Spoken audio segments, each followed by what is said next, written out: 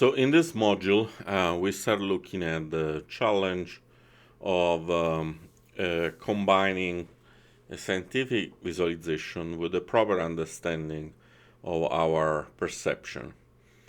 In particular, we look at the issues related to our cognitive component of the visual system and how that relates to our ability to, on one side, seeing a complete model while the images in front of us are incomplete, but at the same time how this ability exposes us to the opportunity for creating illusions, seeing things the way they are not. So in particular, I'll go through a few examples that hopefully will be convincing enough. But I strongly advise to go to the website indicated here. It provides a nice set of illusions, and it's kind of also interesting to look at to convince yourself how much those are potentially deceiving you particularly or people in general. And obviously this has some level of personal component. Some people may be more susceptible to optical illusion. Some people may spot them more easily. So let's look at the first example where there are three cars parked along a street. And the obvious question that we answer in our mind is which of those are, which one is bigger and which one is smaller. And most people would see the bottom left car the smallest, the next one medium in size, and the third one significantly bigger. And so the question is, what is the truth and how do we make an interpretation for that? So for example, if we put a rectangle around the first car and now slide the rectangle on top of the next one, assuming that you believe that I didn't modify the rectangle while sliding it, maybe we can look at that. We realize that actually the two cars are identical in size. And if we do the same and go to the third car, again, we realize that the car is also equal in size. Another way of looking at this is taking away the background, moving them aligned, and we see how they are the same. So how does this work? Well, the cars are parked along a street. The street is subject to perspective deformation. You see how the sidewalk is very large at the bottom and it's very narrow at the top. So when we answer the question of which car is bigger, what we really mean is not which one is bigger in the picture, which one is bigger in the three-dimensional model that we reconstruct in our mind, or better, which one is bigger in reality.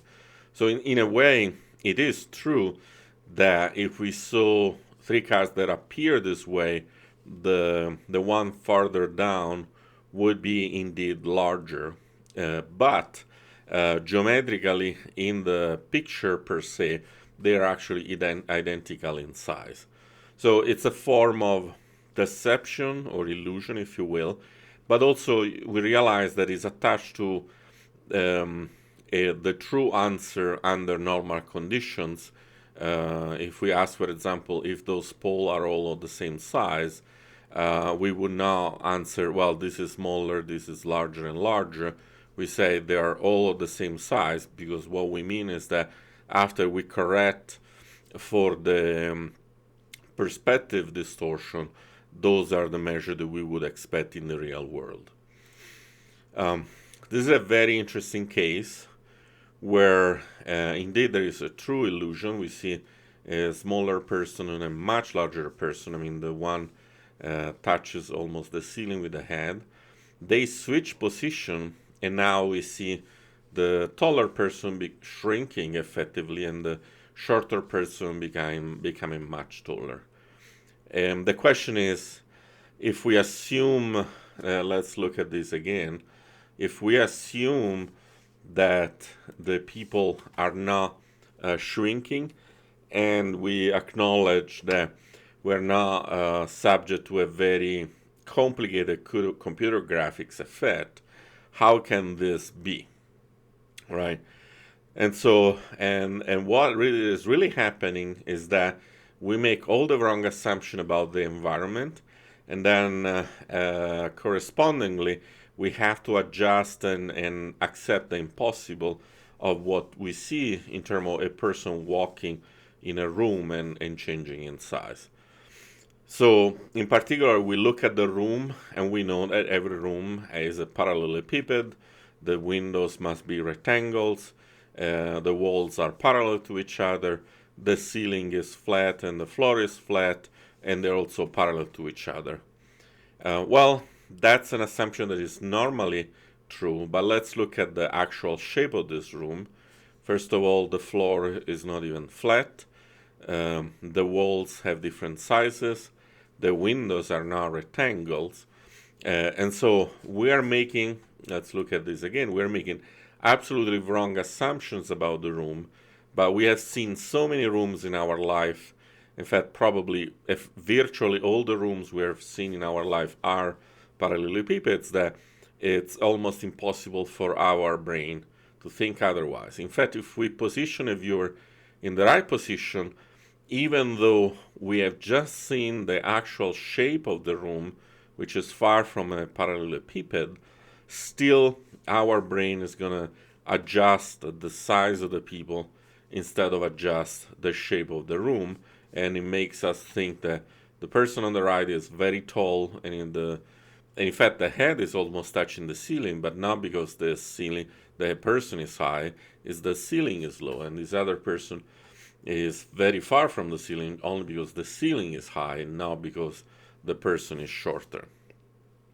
And that's interesting how now our brain, just to align the model that we see to certain assumptions, our prior, is willing to accept the impossible behavior of people shrinking and or growing in size. This is a different illusion, also very interesting. We look at a set of faces and we look from the upside down, and they seem to be perfectly reasonable. But as soon as we rotate the image, we see this very disconcerting looks in the faces, and that's kind of a hard thing to deal with. And again, what's going on? So here, the issue is that since the faces are upside down, but then the eyes are drawn as if they were right side up, like for example the lashes at the top and so on, somehow we accept this view as reasonable. As soon as we turn things upside down and we see things the way they actually are, because of the vertical direction, suddenly these eyes have this very, very dark look, kind of very disconcerting. So generally, we have this distinction between how we look at things and how we see things. There is kind of the objective layer of purely seeing an image versus what interpretation we make in our brain. A very interesting class of techniques based on perceptual hysteresis is where we see a set of patches, and then our brain makes them coalesce in a way to form actual shapes. So here probably people see an animal eating from the ground. And again, this is what's called emergent images. So these images that emerge by a sparse set of patches. This is a very simple case. By the way, one can look at this website for a more in-depth discussion. But here we see in the middle the shape of an elephant. I actually shown this to different people. Some can see this, some do not really see that. But what's more interesting is that when you divide the shape into smaller tiles, will show up here on the left, The smaller tiles really make it hard to see anything at all. It's only when you put them together in the larger context that our brain is able to do the reconstruction. Here are a few more examples. Again, the overall set of patches. Maybe some of you will see a head in this area. And this is kind of the shape where that would coming from. And so if you didn't see it before, now with overlay of the shape, that will be much easier to spot. This is a second interesting example. And I've asked people, well, what do you see in this? Interesting, some people answer, oh, I see a few penguins. And then if you look at the actual shape, there is indeed one penguin. But I think these kind of random patches that create a completely unfinished shape because of the vicinity of the other one make people try and rebuild the same pattern. And so we have this situation where one could correctly reconstruct shapes or do it when it's not warranted.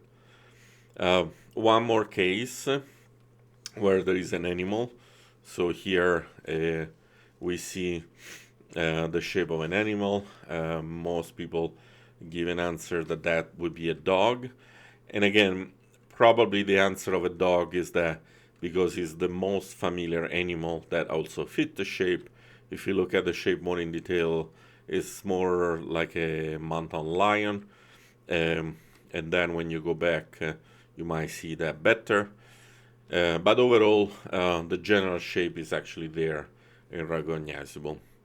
Things can become even more interesting when we deal with an animation.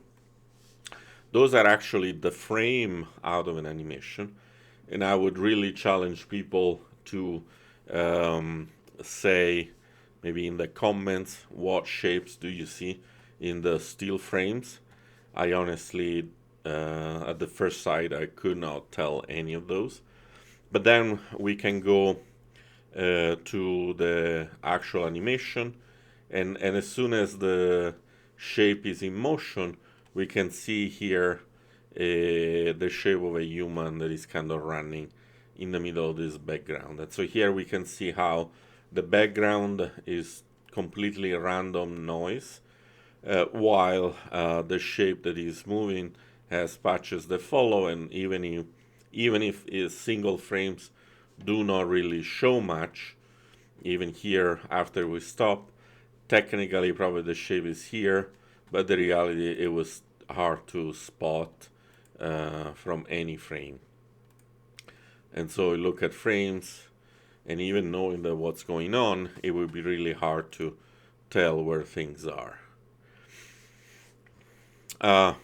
So a couple of more examples. This is kind of fairly interesting for more kind of street art. We see this kind of nice shape of a swimming pool.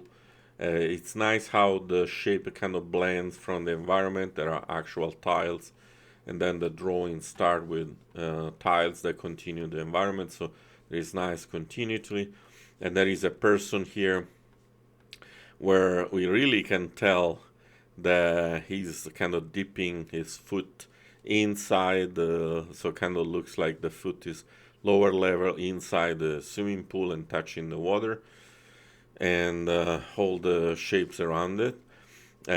What I would like to draw the attention is the leg here in the middle, and before I show the actual shape from another side, ask yourself how long this might be in reality. And again, think about those are 1 or 2 tiles, so it might be long another 3 tiles, the way it looks like this. But when I go and show it, it's very interesting that it's actually way longer. Notice the position of the camera where we were looking at the image from before, and how looking from the top and so on, we could not see the tiles from there, and it's kind of much longer and so on. So we are using the perspective to adjust the shape. We see things and build models in our brain, and even if we know that this is a drawing, we still make a set of assumptions that do not match reality. Again, the trick is that we rely on priors to understand the shape that we're looking at. Finally, a couple of more examples. I think maybe the funnier this little kid that somehow it's hard to not think that the kid is holding his own head, while clearly there are two kids. One is the head is coming out of the sand and the body is underneath, and the other kid is just holding that. And one of the most common kind of effect is that our brain, because of our need, in a way, it's almost a survival instinct. We need to find faces everywhere that tell us how we relate to others. But then we also find them where they do not exist. In this little icon, we clearly see a building with two eyes and a mouth. That's clearly not the case. Even in a few chairs, we see kind of eyes with a mask and a mouth. And even in a typical USB charger, we see the connector here as if there were two eyes in the mouth, despite the fact they're not even aligned. On a Pico, a couple of holes become clearly a face. In fact, this is kind of what we do with all kind of emoticon. You need just a semicolon, a column on a parenthesis, and that build a face. Even in this case, where the handle and the knobs are not even well aligned, we can still see a face in this object where it's totally uncalled to have the visualization of a face. So overall, the foundation is that we really need to understand that what we see in an image is really based on what our experience tell us. In fact, it kind of raise interesting question of how really young kids, newborn, see the world, because they don't have that many priors in their mind, and so how initially they might see the world in a way the way it really is, and not based on the models of prior experience. So a famous cognitive scientist has this quote that I think is very indicative of where how we deal with a visualization, is that what you see when you see a thing depends on what the thing is. This is kind of the factual side of the visualization. What is the image? But what you see the thing as depends on what you know about what you are seeing. And so this is really the how we inject our knowledge into the visualization, into the image that we look at, and then we complete missing information. We build a full-blown three-dimensional model, and obviously a single 2D picture would not have a three-dimensional model. So that's very efficient in our daily life, but again can lead to complete illusions if the context is not the one that we would normally expect.